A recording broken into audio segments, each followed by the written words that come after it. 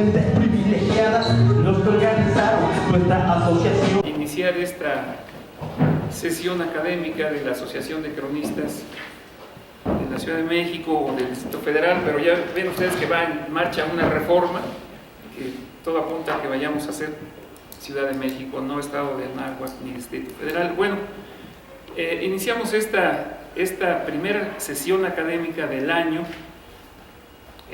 con un tema que va a exponer nuestro compañero que ustedes conocen también como los que estamos aquí en el presidium, nuestro compañero Manuel Garcés, el zapatismo en Milpalta. Yo tuve el gusto de haber invitado a nuestro compañero ponente a la estación de radio del Instituto Politécnico Nacional.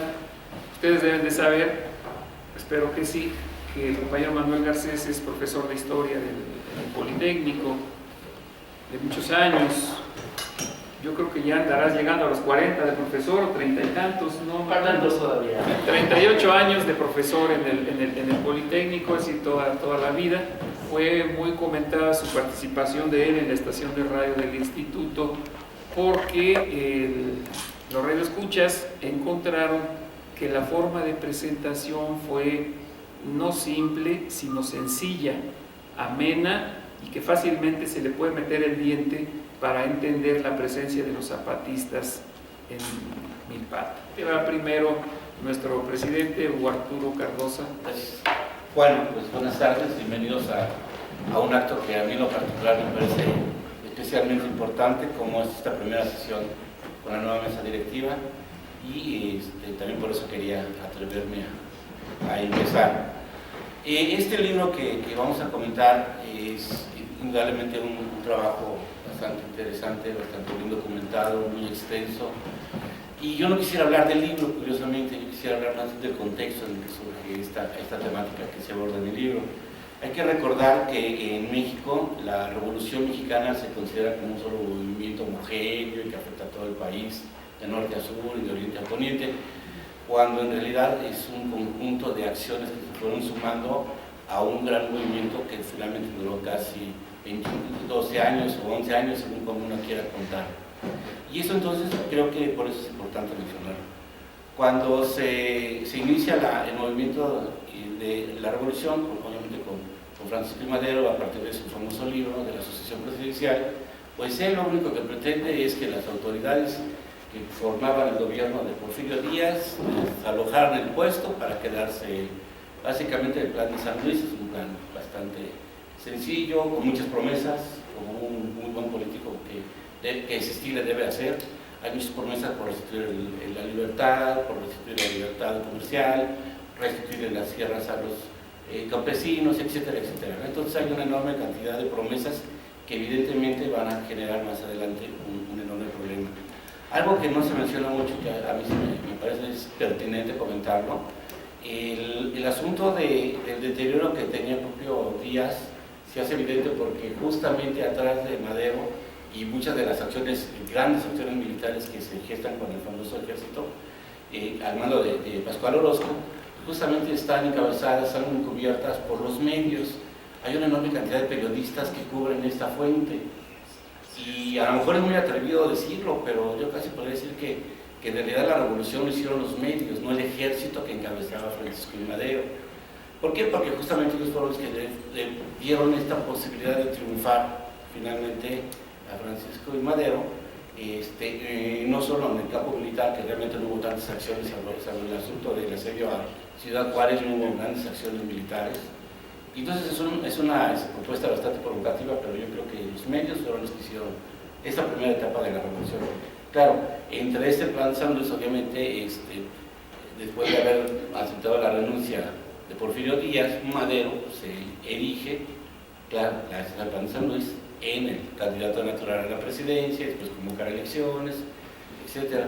Llega a la Ciudad de México, la famosa Marcha de la Libertad que se acaba de celebrar hace poco, de la Libertad, perdón, y que, bueno, de alguna manera también ahí está presente la parte institucional del ejército y que nunca se le va a quitar a Madero.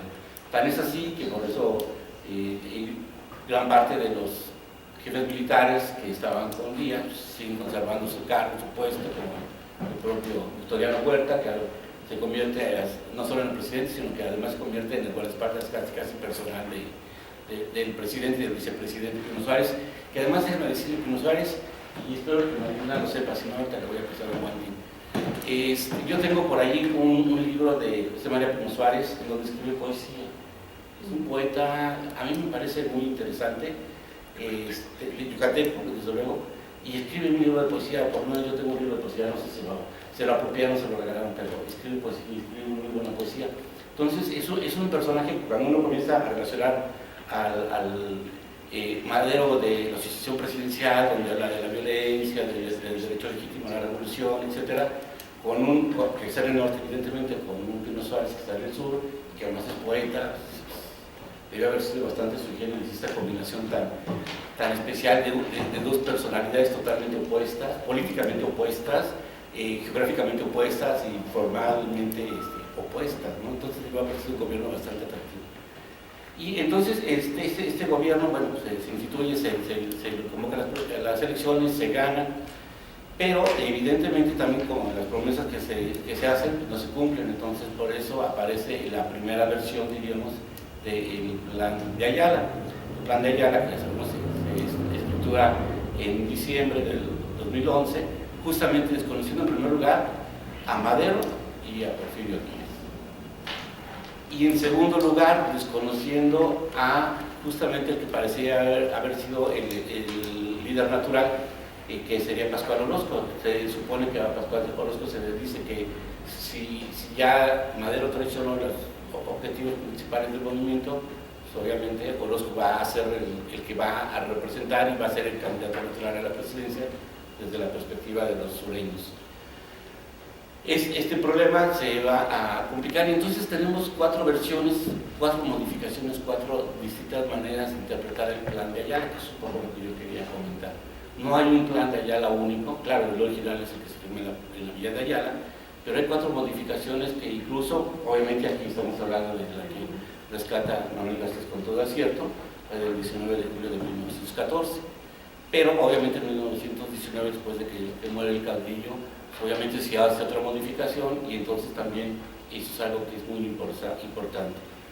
El plan de Ayala no es uno, son varios, y eso también tiene que ver con el propio movimiento revolucionario, que el objetivo en este caso de Emiliano Zapata, de desconocer a la autoridad de Madero, de Díaz, pues obviamente lo pone enfrentado a él, pero después cuando se logra la constitución, la convención de Aguascalientes, que es cuando llega Zapata y Villa y entra en la Ciudad de México con gran espanto de las clases nobles y que corren a todos lados en una diáspora que debió haber sido impresionante, el que en el sur llegara a Xochimilco los dos grupos militares más importantes campesinos, y que en la Ciudad de México todos tratan de recorrido por el norte, pero desesperados, ¿no? Seguramente correr la vía de Guadalupe, preferentemente. Entonces, lo interesante aquí es que este texto que nos propone Manuel Garcés, este trabajo que es bastante bien documentado, con una edición bastante cuidadosa, con una enorme cantidad de fotografías, que yo creo que también es muy importante el poder hacer un registro visual de lo que sucede. Y hay un tipo de recuperación de los textos con una calidad bastante interesante, y que bueno, yo nada más eso es lo que quería comentar. Creo que sí hay que recordar, no hay un plan de Ayala, son varios, que insisto, van a la mano de lo que sucede con todo el movimiento revolucionario. Y entonces, pues felicidades Manuel y muchos más libros como este. Gracias. Bueno, muchas gracias a nuestro compañero. Cedo la palabra al cronista de Tlalpan, Jaime Orozco Barbosa. Me complace participar en esta presentación del libro de mi compañero Manuel Garcés, actual vicepresidente de nuestra asociación, en este recinto del Politécnico Nacional, donde hemos sostenido sesiones académicas en los últimos años. Generalmente, cuando se realiza la presentación de un libro y se invita a intelectuales de prestigio para hacer los comentarios respectivos, curiosamente, en vez de ir y motivar a las personas a adquirir el libro o conseguirlo, más bien tiene uno la impresión de que llegan como a un examen profesional a poner en predicamentos al autor.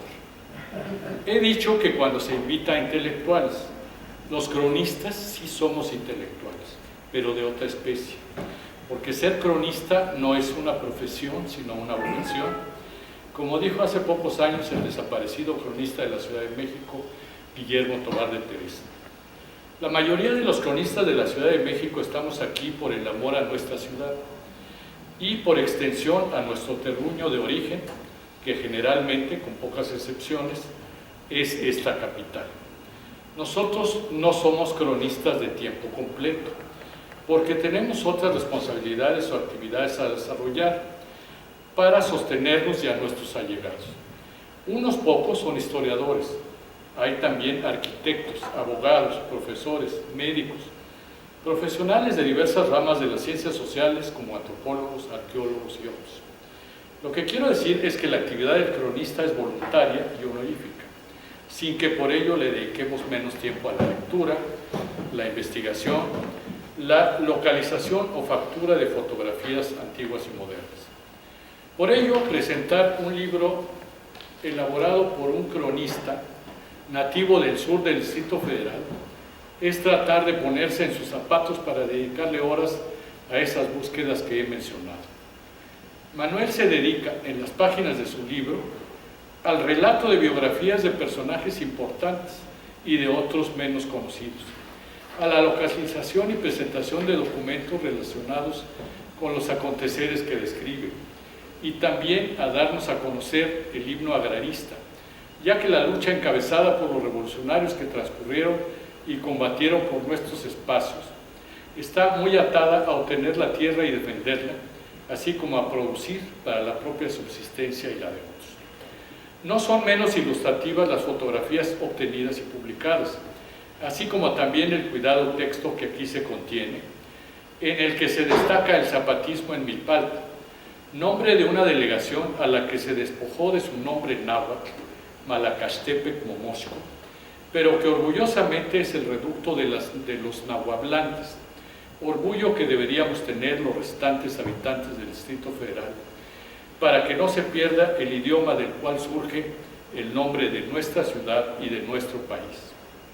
Felicitamos ampliamente al presidente de la Crónica de Milpalta, autor de esta edición conmemorativa de los acontecimientos revolucionarios de hace un siglo, y esperamos con entusiasmo sus próximas aportaciones, que seguramente las habrá, para continuar la crónica de esta enorme ciudad, en donde no se debe perder el amor a la tierra, de lo que hace gala Manuel Garcés Jiménez.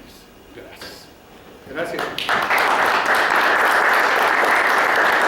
Nuestra compañera María Elena Solórzano, cronista de Azcapotzalco. En primer lugar, quiero felicitar al maestro por este magnífico libro, magnífico trabajo. Los campesinos siempre se han identificado con la figura de Emiliano Zapata.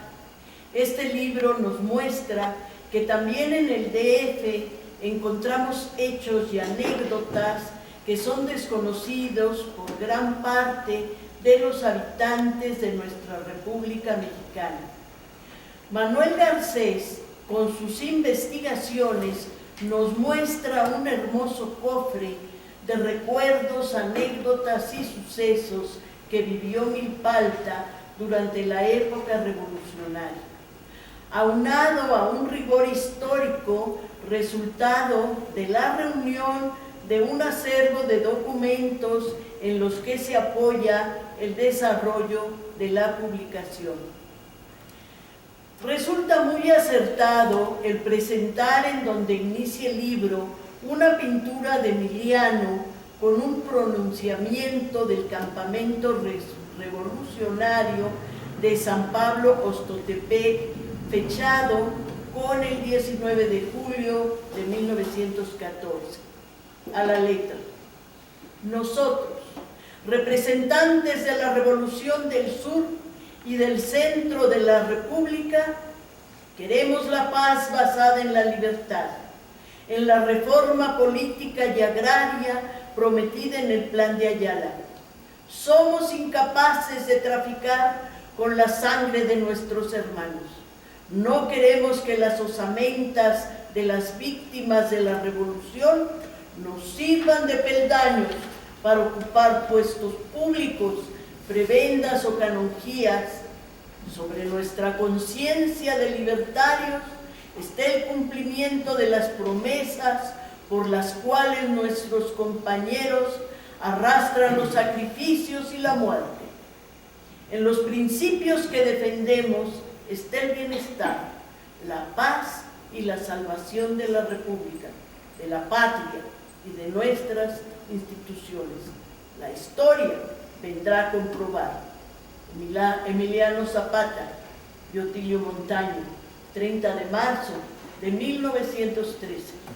Garcés menciona que durante el movimiento armado se suscitaron 5 hechos trascendentales. En el pueblo de San Lucas, Xochimilco, surge un complot estudiantil el 23 de abril de 1913 en contra de Victoriano Huerta. En San Pablo, Ostotepec, se realiza la ratificación del Plan de Ayala el 19 de julio de 1914.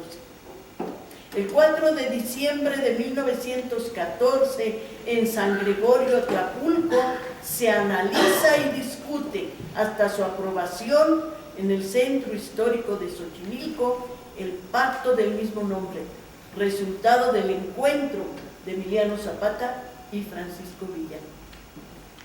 Cuando muere Emiliano Zapata, se elabora el Plan Milpalta el 6 de agosto de 1919 y nos habla sobre las haciendas antes de la Revolución. Las haciendas antes de la Revolución eran rodeadas por altas bardas de piedra. Fuera estaban los campos de labor y los asentamientos donde vivían los peones, cuadrillas. Sus humildes casas eran generalmente cuartos de adobe, sin ventanas y con una puerta. Los cuartos eran de 4 por 5 aproximadamente y servían de casa para toda la familia que dormía en el suelo. Sin embargo, había otros que vivían todavía peor, en una miseria extrema. Los peones y su familia, nos narra en el libro, vestían harapos, no calzaban ni tenían piojos, además eran atacados por constantes fiebres debido a sus deficiencias alimenticias.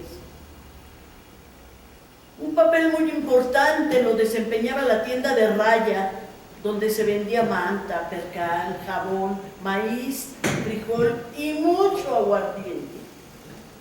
Todos esos artículos de mala calidad, a precios muy altos, al peón se le pagaba en especie y siempre estaba endrogado. El cura guiaba al rebaño por el camino de la resignación, ofreciendo como recompensa a sus muchos sufrimientos el gozo que les esperaba en el cielo. Entre los testigos fieles de la época revolucionaria se encuentran los campesinos de Milpalta, Tláhuac, Xochimilco y Tlalpan. Las principales vías de comunicación que unían a estos lugares eran los denominados caminos de herradura que estaban empedrados. También existían las veredas que llevaban a los campos de cultivo. Para poder mantener a sus familias, se dedicaban a vender leña, carbón, ocote, zacatón, hierbas medicinales, pulque, hongos, animales como conejos, tuzas, liebres, venados y tlacuaches.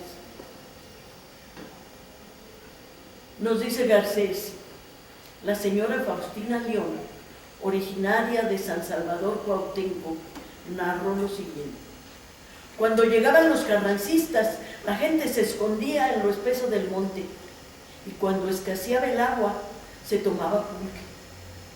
Nos alimentábamos de quelites, verdolagas, hongos, lo que había. En el libro, el autor destaca las haciendas del sureste del Valle de México, tales como la de San Juan de Dios, la Asunción del Monte, la hacienda de San José Achalco, la Compañía, la del Moral, la Guadalupe Tlapala y Miraflores. En Milpalta, Santa Fe de los Ahuehuetes, en el pueblo de San Nicolás Tetelco. Algunas de las tierras pertenecientes a las haciendas dan origen a los ejidos de los pueblos de San Nicolás Tetelco, San Antonio Tecómic, San Juan Tepenáhuac, San Francisco Tecospan, Santana Tlacotenco y San Jerónimo Miacatlán, San Juan Iztayopan y San Juan Tezompa, y otros muchos más. Al finalizar la Revolución Mexicana, se fragmentaron, dando lugar a ejidos y ranchos.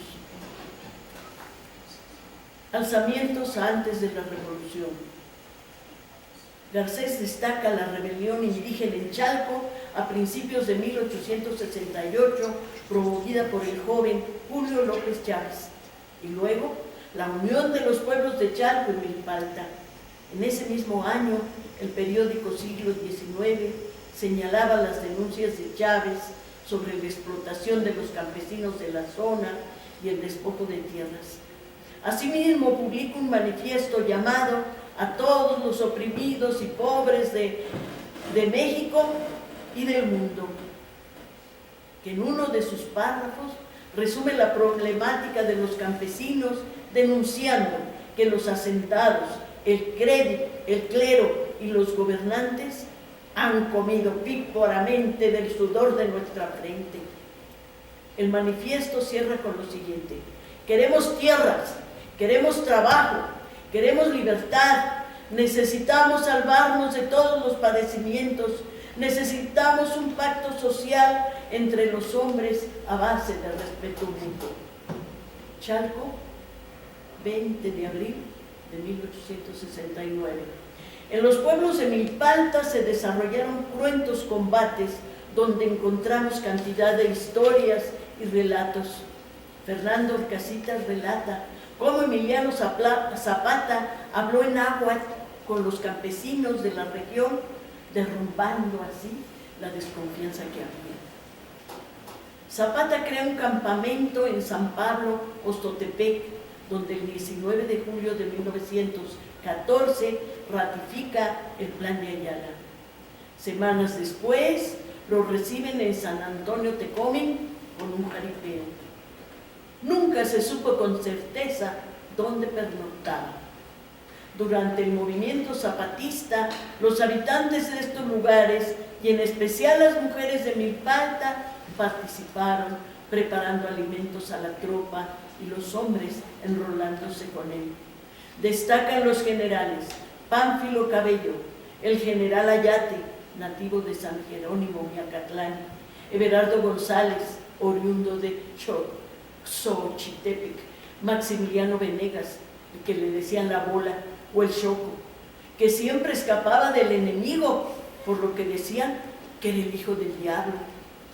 Año con año Milpalta rinde homenaje a 160 zapatistas milpaltenses masacrados el 15 de octubre de 1916 a un costado del convento franciscano de Nuestra Señora de Asunción de María. El Pacto Xochimilco.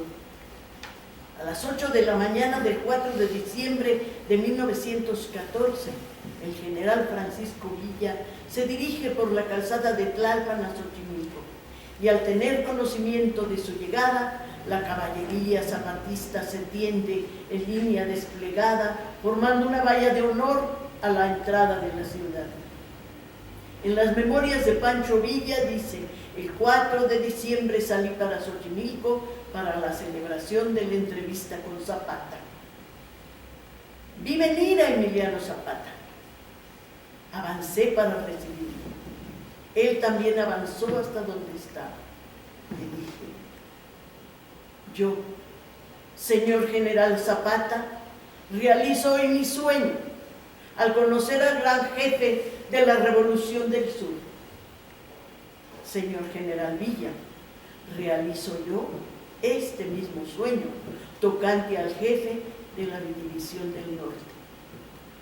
4 fueron los puntos acordados en la entrevista: formar la alianza militar entre la División del Norte y el Ejército Libertador del Sur, aceptación por parte del general Villa y la División del Norte de ese plan en lo que se refiere al reparto de tierras, proporcionar elementos de guerra al general Emiliano Zapata, compromiso solemne entre los dos jefes en que al triunfo de la revolución pugnarían por elevar a la presidencia de la República a un civil. El plan de Ayala reformado en Milpalta consta de 19 artículos, todos referentes al reparto de las tierras. El general Genovero de la O trata de tomar Milpalta y fracasa, y después se une al plan de Agua Prieta, que en 1920 desconoce a Venustiano Carranza, demostrando lealtad al general Álvaro Obregón.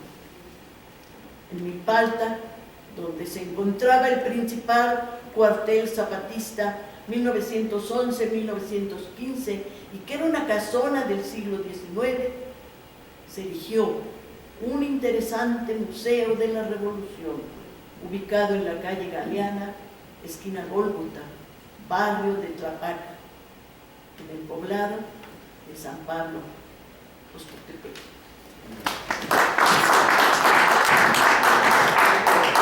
Dejamos con ustedes al cronista Manuel Garcés, presidente del Consejo de la Crónica de Milpalta y vicepresidente de la Asociación de Cronistas del Distrito Federal. Pues agradezco a todos ustedes por estar presente, a mis compañeros de esta nueva mesa directiva, porque dieron un panorama general del contenido del libro. Miren, este libro nace con la idea de que fuera un libro enfocado a los alumnos de nivel medio superior, pero nace como unos apuntes y nace, esta fue la primera edición, está más enviado que estos, no hay mucha diferencia, pero mis colaboraciones en Sol de México, cada vez que venía una fecha relacionada a la revolución, a Zapata, etcétera, investigaba y de tal manera que se fueron acumulando los apuntes y yo comento que esto fue una especie como de trabajo hormiga, ¿no? Sí, no, y ese de tiempo y jamás yo pensé no en llegar a esto, jamás. Por cierto, que un compañero de allá de mi área le doy el libro y lo abraza, y así lo abraza, y dice, yo también voy a hacer un libro, un joven que tiene como 2 años dando clase. Le digo, mira, nunca pienses que vas a hacer un libro, hay que investigar y solito viene lo demás. Y de veras, ¿no? Esto para mí es una satisfacción. Después, dado que el delegado, que ahorita está en campaña, Hugo Monterola de Milpalta, llegó a una reunión en la Plaza Cívica de mi pueblo. Yo estuve en la Administración Pública del 2000 al 2003. Fui director de desarrollo delegacional y en esa época él estaba en obras y servicios. Cuando llega, yo escasamente iba a 3 cuadras, fui por el libro, pero fui con la idea de que presumirle, mira, ya tengo mi libro, aquí está, ¿no? Y dice, qué interesante, ¿no? Y así nada más, y le dice a la secretaria, llévatelo, ¿no? Bueno, está ahí. Pero se acercaba el 19 de julio del año pasado y fueron 100 años de la ratificación del plan de Ayala.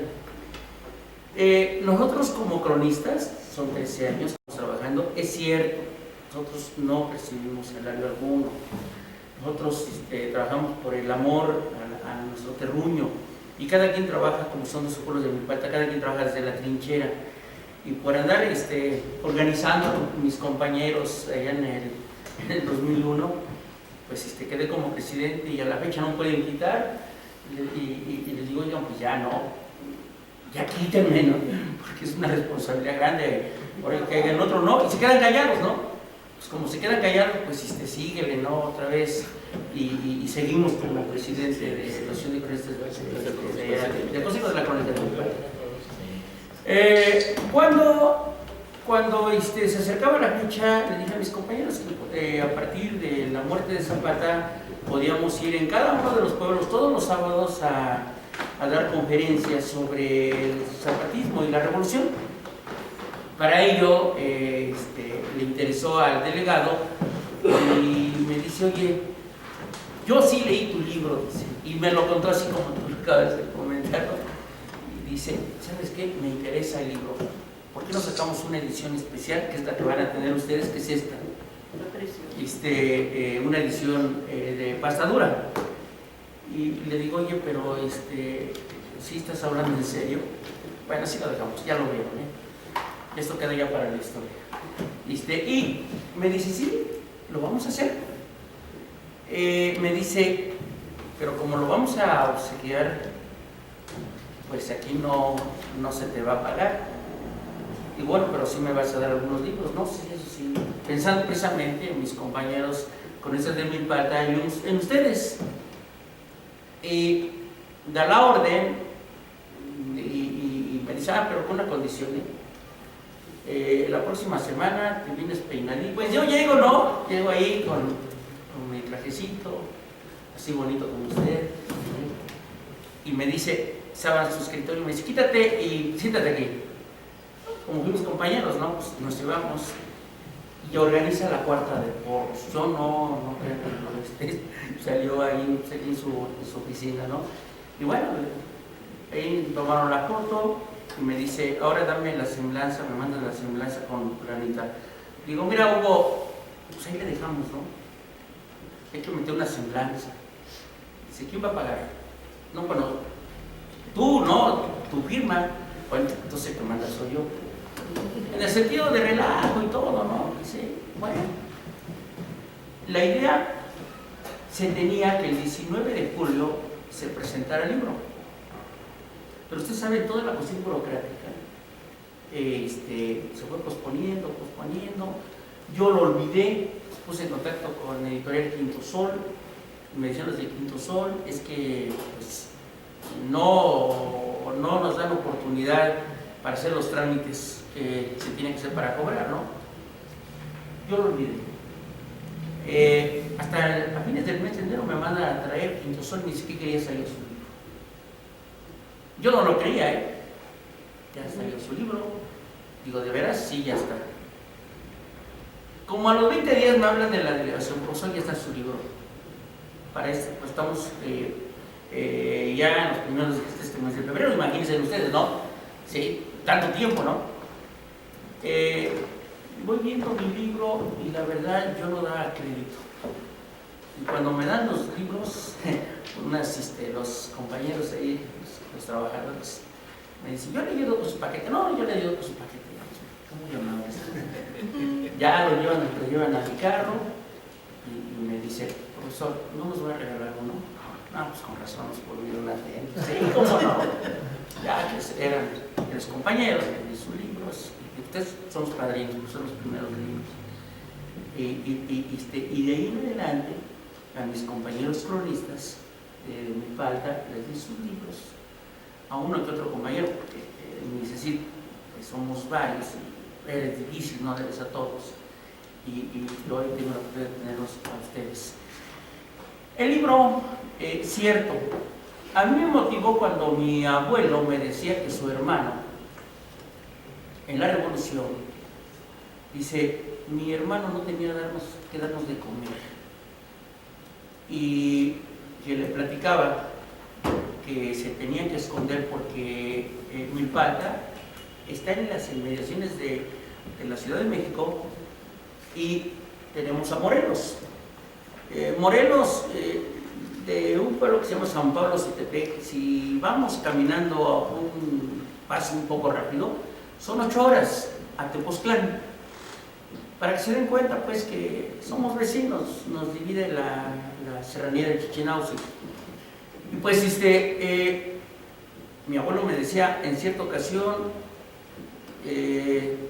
todos estaban llorando, tenían hambre, acaba de llover y del tejado concentraron el agua en un tambo y desesperados, mi hermano y su esposa, que no tenían que darnos de comer, que agarran el perro, le cubren la trompa, le hilaron y la meten al tambo y la ahogaron. Y de ahí después nos dio de comer carne de perro. Eso me platicó de pequeño. Eso no sé, me sentí, ¿no? Me impactó ante una necesidad, como lo que sufrían. Y luego platicaban los abuelos. De niño me platicaban que cuando cruzaban la serranía hacia Morelos, porque llegaban los carrancistas, y en la época que no llovía, tenían que capturar los orines de los caballos, dejarlos orear y tomarlos. Porque es cierto el pulque, pero el pulque hay que raspar el maguey, hay que fermentarlo para hacer pulque. Y era un movimiento que la gente sí sufrió.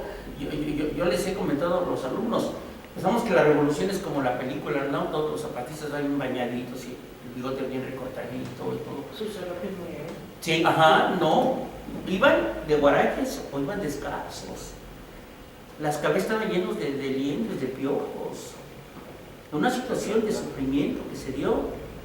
Y esto se daba precisamente porque en lo alto del cerro se veía que venían los carrancistas a correr hacia Morelos. Llegaban los carrancistas, se posesionaban de las iglesias, las tomaban como cuarteles, saquearon las iglesias, el entarimado, como este que está aquí, lo arrancaron y lo hacían leña, exactamente. Una situación muy complicada que vivimos los de Milpalta, los municipios de Chalco, Tláhuac, Xochimilco y Tlalpan, pero donde se sentó mucho, que es donde yo me aboco, es en Milpalta. La situación de mis ancestros era muy difícil. Me comentaban que tenían que ir a trabajar a las haciendas y que había un señor que no podía descansar porque luego el latigazo estaba encima de ellos. Pero además, cuando eran peones que tenían que entrar y salir, no eran de los que estaban acasillados, pues daba la ocasión de que ellos, cuando se retiraban, tenían que pasar báscula para no llevarse las semillas, para que no sembraran ellos, me imagino, ¿no?, su terreno. Esa situación que se dio en mi región se fue acumulando, ¿no? A medida que iba creciendo, se iba acumulando, y después iba reuniendo fotografías. Las fotografías que aquí aparecen son inéditas, no están tomadas de libros, de internet, solo pueden comprobar. No, tuve esa oportunidad de tener fotografías, entre ellos, ¿verdad? Estabas comentando, tú que has escrito sobre el monumento a Zapata en Huipulco. No aparecen, son fotografías de mi archivo, y cuando surge la idea de esta primera edición, el editor me dice: no tenemos problemas ni compromisos para pedir el permiso necesario para la publicación de fotografías. Bien, sale este libro y simultáneamente sale el mismo, pero en pasta rústica, es el que está a la venta, este libro. Para esto me dice que hubo 1000 ejemplares, se agotó, no pueden hacer otra edición si no se acaba la primera, se agotó, y me dice: hacemos una edición y ahora son 2000 ejemplares, que esto ya está en Gandhi, está en Porrúa, y como ellos hicieron esta edición, me comentan: esta edición está limitada, no está en venta. Esta edición es una edición conmemorativa, y los amigos que han leído la primera edición con los documentos también, que la idea no es publicar lo que ya está publicado en Morelos y en otros lugares, no, la idea es haber publicado documentos inéditos. El caso de Genovevo de la O, cuando invade Milpalta, un amigo abogado estaba en el registro civil de allá de Villa Milpalta, y al buscar documentos encuentra unos papeles donde narra cómo, a la muerte de Emiliano Zapata, cómo Genovevo de la O con 400 hombres trata de tomar la plaza de Milpalta, y se dan 4 horas de combate y no logra Genovevo de la O. Y dice: mira, aquí traigo estos documentos. Fabuloso. Ahí está. Eso no está por ningún lado. Cuando yo les comento a los amigos que los originales están ahí en el archivo, ustedes lo pueden sacar, yo tengo copias. La otra, aquí hay un profesor muy querido allá en mi pueblo, en Gil Villanueva, al cual le dedico el libro. Su sobrina, falleció, la señora muy grande, ingeniero petrolero, me dice, mira, los documentos que elaboró mi tío, nadie le va a dar importancia más que tú. Ten los originales, me da los originales en máquina mecánica, papel revolución, y me voy encontrando, aquí lo transcribo tal como está, yo le doy el crédito a quien lo realizó. Cuando un grupo de mujeres iban caminando, huyendo de los carrancistas, rumbo a Morelos, los alcanzan los carrancistas, pero las señoras llevaban a los hijos atrás, cargando con el rebozo, otros se llevaban de la mano y los niños iban llorando, ¿no? Iban de escapada. Los carrancistas las alcanzan, las bajan a Tecón y en un lugar donde fue una fábrica de alcohol, las encierran y a todas las fusilan. ¿Cómo se sabe esto? Porque un viejito por ahí se escondió y dado a que las casas eran de piedra sobre piedra, de celdas, se estaba asomando en la oscuridad lo que estaba pasando y la ráfaga de metralletas acaban con todos. Al acabar con todos, se van los carrancistas, pero solamente un niño escasamente, como de unos 8 años, no le alcanzaron las balas y abraza a su madre muerta, llorando, ¿no? A la madre. Esas cosas a mí me lastimaron, muchísimo me lastimaron, y que se tienen pues ocultas, ¿no? Y el viejito al día siguiente encuentra al niño que es todo ahí cansado, no haber llorado, y jala al niño, y en eso regresan los carrancistas, le quitan al niño y se lo llevan. Los cadáveres fueron enterrados en un enorme pozo de la fábrica de alcohol. Esto pasaron muchos años, hasta que un día mi madre, yo ya era adolescente, y me dice, ¿qué crees? Ahí había un pozo y sacaron muchos huesos. Y ya años más adelante, es como yo saqué la conclusión, pues eran los que fusilaron los carrancistas. Este tipo de situaciones, los muertos en el Chapitelo que tú mencionaste, que ahí sí hay una placa, llegan los carrancistas, sacan a todos los jóvenes y a los señores de la iglesia, los forman o los apilaron ahí y a todos los fusilaron. Comenta, como mi pata está con las calles inclinadas, corría la sangre como lluvia. Esto es lo que narro en el libro. Las situaciones de la parte sur, con Julio López Chávez, que también se ha mencionado, fue el primer hombre en 1862, en la época de Juárez, lanza su manifiesto socialista al mundo, a los desposeídos, a los campesinos, en contra contra el gobierno juarista, en contra del alto clero, y con esa idea, ¿no?, de implantar un socialismo al cual él venía de la escuela del Sol de Rodacadati, un ateniense que por ahí tuvo una escuela con jóvenes motivado por el socialismo, que considero que es el primer socialista, se lanza. Después, cerca de 40 años, vino el movimiento zapatista. Estos temas es lo que van a encontrar en el libro. Finalmente, cuando aparece aquí el himno al agrarista, yo me he dado cuenta que hay varios tipos, ¿no?, palabras cambiadas, pero lo que está aquí, con mis compañeros cronistas de Milpalta, hace como unos 8 años nos organizamos y en un carro especial nos fuimos donde se elaboró el Plan de Ayala. Este lugar, se me fue el nombre ahorita, Ayoxuxtla, Puebla, está casi en los límites con Morelos, Ayoxuxtla. Llegamos, es una ranchería, me imagino cuando se elaboró el Plan de Ayala, pues eran estas casitas, un ranchito, era un pueblo, pero muy pequeñito el pueblo. si ustedes lo conocen, no me dejaron mentir, a una cuadra ya estamos a las orillas del pueblo. Y llegamos precisamente, ¿no? Con la idea, ¿no?, de conocer el lugar. Y ¿cuál fue la sorpresa?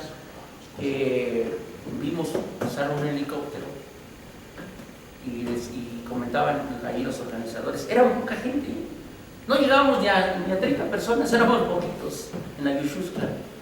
Si ya llegó el gobernador, efectivamente, ¿no? Llega una camioneta. ¿Se acuerdan de este señor, el gober precioso, que lo conocimos, el gobernador de Puebla? Pues ahí lo conocí. Y entonces cuando llega el gober, pues el himno a la agrarista, a todos nos repartieron para que todos cantáramos, a todos nos dieron. Y bueno, pues nos quedamos, nosotros no íbamos al acto político, íbamos a otra cosa, pero vimos al Señor y pues poquita gente, creo que eran más después guaruras que la gente que estábamos ahí. Cantamos el himno a la agrarista y documento que me llega lo guardo. Y lo guardé y nunca pensé que lo fuera aquí lo fueran ahora pues a conocer ustedes. Pero hay varias versiones. Esto, les comento, me lo dieron allá en Ayushuscla. Y aquí hay fotografías de Ayushuscla. Ahí está la toponimia de Ayushuscla y está un descendiente, ¿no?, o nativo de ese pueblo. Que por cierto, ¿no?, nosotros nos quedamos admirados. Un pueblo abandonado. Tiene ese museo que se llama Aquellos que no tengan miedo que pasen a firmar, que según cuando termina el plan de Ayala se lee y por ahí alguien gritó, se lo achacan a Zapata, pero era uno que ya tenía unos alcoholes. A ver, aquellos que no tengan miedo que pasen a firmar, y así aparece en su museo. Aparecen algunos documentos. Aparece una rústica mesa de pino que argumentan los pobladores que ahí se firmó el plan de Ayala. Y aparecen unos instrumentos de una banda, que la banda de un pueblo cercano ahí también tocaba, y después sus instrumentos ya muy viejos están ahí, 2, 3 instrumentos. El lugar lamentablemente está abandonado. Ahí hay una como estela de Zapata, tiene una espada y aparece así como si estuviera ¿cómo se llama? Pues forcejeando así, ¿no?, con ella, ¿no? Bueno, ahí aparecen esas fotografías que aproveché para tomarlas. Y pues yo sí pues yo quisiera pues darles el libro con mucho cariño, con mucho afecto, porque creo yo que lo que se ha investigado, lo que se ha escrito es inédito en mi delegación. Yo creo de ahí que le interesó al actual delegado con licencia que se publicara esto. El libro no se ha presentado en Milpalta. Me han comentado que lo han estado pidiendo, pero no lo dan que hasta que no se presente.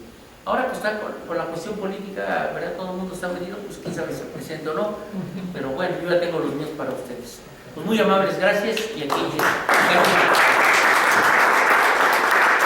Sucedió el 8 de mayo 1990, legalmente asociación